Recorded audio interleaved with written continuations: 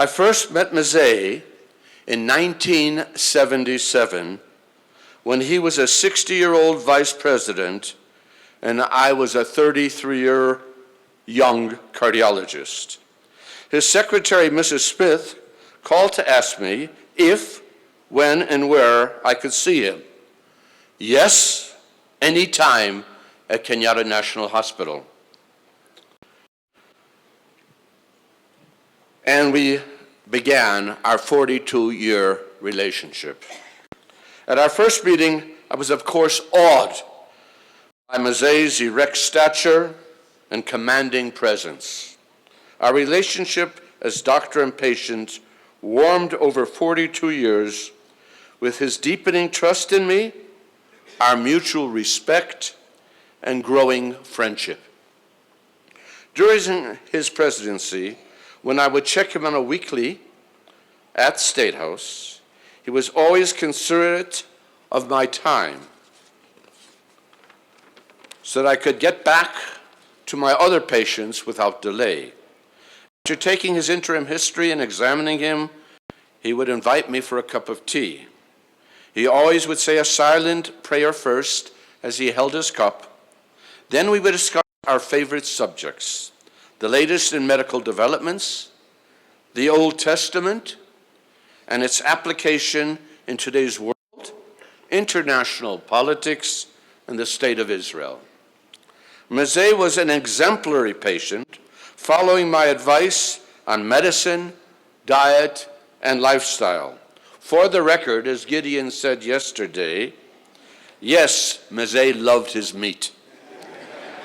He also enjoyed sharing a small glass of sweet, kosher sacramental wine from Israel with Sir Charles and Njonjo and myself, and maybe just a wee bit at bedtime. Dawa ya wazeh. There was only one issue in which I could not sway him. That was his working too many hours. I even resorted to using the words from Exodus when Jethro advised his son-in-law Moses, "The things you are doing are not right. You will surely wear yourself out.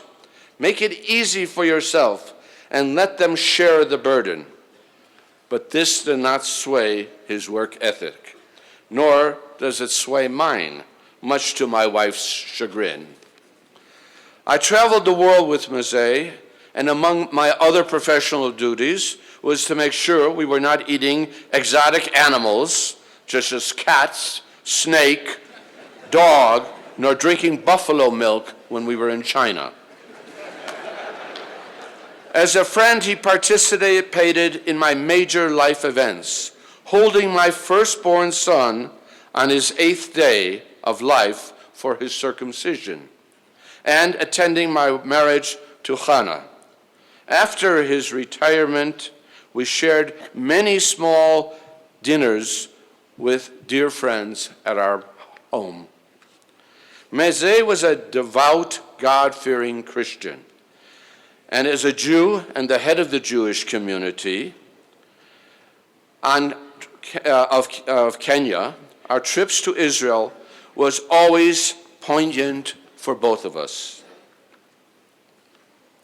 His love for Israel reflected in a decision that benefited both Kenya and Israel, such as the reestablishment of diplomatic relations and support in the UN.